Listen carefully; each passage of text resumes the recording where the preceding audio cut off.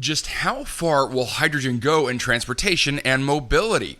Will we ever really see personal transportation embrace the hydrogen economy? I'll go over this divided topic on today's Hydrogen Podcast. So the big questions in the energy industry today are: how is hydrogen the primary driving force behind the evolution of energy? Where is capital being deployed for hydrogen projects globally? And where are the best investment opportunities for early adopters who recognize the importance of hydrogen? I will address the critical issues and give you the information you need to deploy capital. Those are the questions that will unlock the potential of hydrogen, and this podcast will give you the answers. My name is Paul Rodden, and welcome to the Hydrogen Podcast.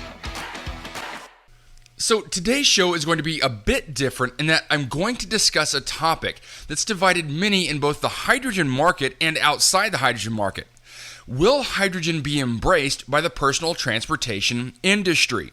I've had a lot of fun conversations with several influential executives on this topic, and they're just as divided a group as any other, with some saying hydrogen will only be found in heavy-duty transport and to leave personal transport as battery EV only, while others want to see more automakers invest in R&D for fuel cell technology. Personally, I believe the upside for fuel cell technology vastly outweighs the potential for battery. Yes, there is a remarkably high barrier of entry for the personal vehicle market to go to fuel cell EV. The infrastructure is nowhere near developed, storage is an obvious obstacle, and where the hydrogen is collected could present its own issues. On top of that are the materials needed to develop fuel cells. They're costly to produce and degrade over time. But none of these issues are insurmountable. The need for infrastructure is regional, and combined with modular hydrogen technology, the ability to generate hydrogen without the need to long-distance transit drastically reduces the costs associated with developing infrastructure. But let's talk about that infrastructure and what it means for hydrogen and mobility at large.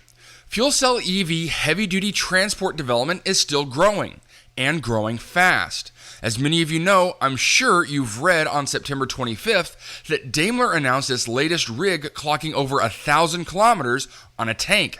That's over 620 miles for those of us not on the metric system. Now, I understand this is the talking point for those who say fuel cell EVs should just be for long-distance hauling. Save the battery EVs for local transporting of goods and people. And if you're on that side and live in Europe or even in the northeastern part of the US, I very much understand where you're coming from. But here's the thing. There are a lot of people who don't live in areas where the next town is within walking distance. Where I grew up, for instance, the nearest large metropolitan areas were 3 hours in any direction. And that geographical situation is not unique to the Western US. So many around the world logistically can't live with battery EVs on a day-to-day basis. And there's also the argument that the electricity grid simply can't handle the volume if every vehicle switched to battery. The Texas grid can barely handle the summer heat as it is, and California had to ask EV owners not to charge their vehicles due to intense grid load. So why the animosity towards fuel cell EVs? There are a handful of media platforms that question FCEV development, saying how shameful it is to put capital into its development, that battery electric cars are the only way to decarbonize the industry, and commenters further shame the efforts in even more biased ways. But something tells me their viewpoint from which they hand out their mockery is from the shoulders of giants. And so what do I mean by that?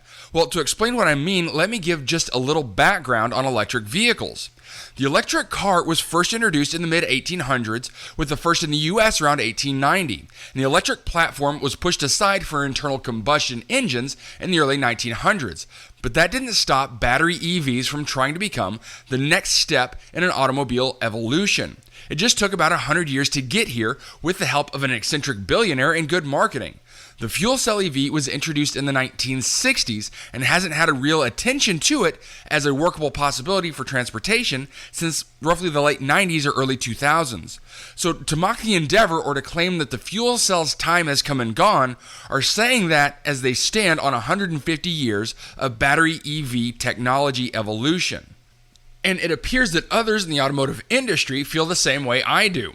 Toyota is continuing to pursue fuel cell EVs as they develop the Mirai and build out the Tacoma Hilux with a new hydrogen platform. Hyundai is following suit. Now, those two have been in the hydrogen space for some time, and BMW is entering the market with Ford and GM both developing fuel cell technologies. Along with that are motorsports embracing hydrogen, with Extreme E switching to hydrogen, as well as Le Mans with hydrogen entries and the Grand Prix hosting its own hydrogen division. So, with all that being said, it sure seems like the automakers are doing their part. What then would be the next big hurdle? Possibly refueling infrastructure. That could be. I've spoken with hydrogen groups in Exxon, Shell, and Chevron. The consensus from them is that refueling infrastructure is extremely expensive. And that could be why we just don't see that getting developed in areas where fuel cell EVs are already sold, like California. It's a big risk and not one that the super majors are willing to take just yet. That's why the development from the heavy-duty transport industry to build out that part of the infrastructure is so important. Once those platforms are developed and proven out, that will greatly de-risk investment. So, capital is going forward on fuel cell development around the automotive world despite the current lack of infrastructure. It's possible they're betting on heavy-duty transport to build it out, and that's certainly a possibility. And at least here in the States, the entire hydrogen landscape will change when the federal hub funding gets announced and projects begin development. I believe there will be an extreme push to develop the support structure needed to really let the hydrogen economy grow. So ultimately, whether the solution is battery or fuel cell, both are electric vehicles, and both can be a bit vague on the full cycle carbon impact. That full cycle meaning raw material excavation through final product delivery.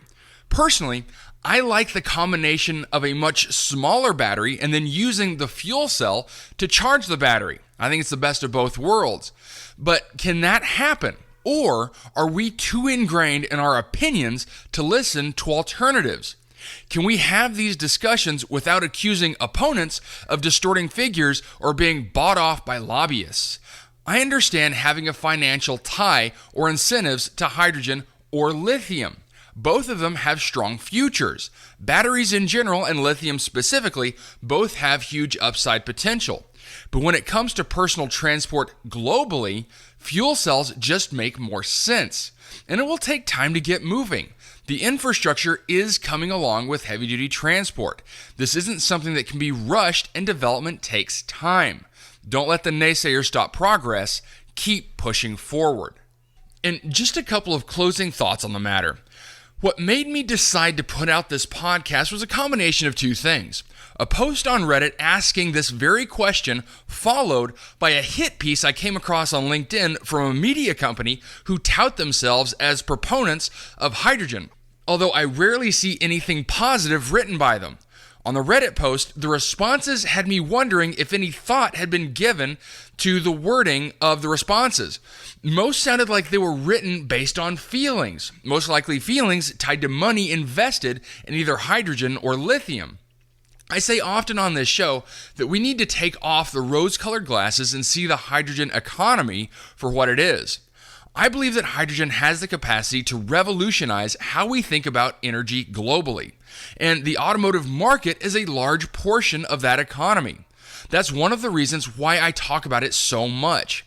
And regarding the media company and their hydrogen hit pieces, maybe the negativity drives clicks. I certainly know that can do the trick, but it does nothing to improve the energy landscape.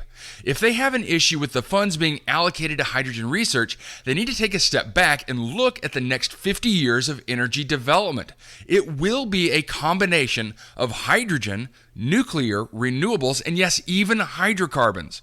Capital is needed to develop new materials and to realize economies of scale. Luckily, that capital is available. Now the focus is on the hydrogen community to utilize those funds appropriately, not rush development for the sake of meeting an arbitrary deadline, and deliver hydrogen solutions globally. All right, that's it for me, everyone. If you have a second, I would really appreciate it if you could leave a good review on whatever platform it is that you listen to. Apple Podcasts, Spotify, Google, YouTube, whatever it is. That would be a tremendous help to the show. And as always, if you ever have any feedback, you're welcome to email me directly at info@thehydrogenpodcast.com. So until next time, keep your eyes up and honor one another. Hey, this is Paul. I hope you liked this podcast. If you did and want to hear more, I'd appreciate it if you would either subscribe to this channel on YouTube or connect with your favorite platform through my website at www.thehydrogenpodcast.com. Thanks for listening. I very much appreciate it. Have a great day.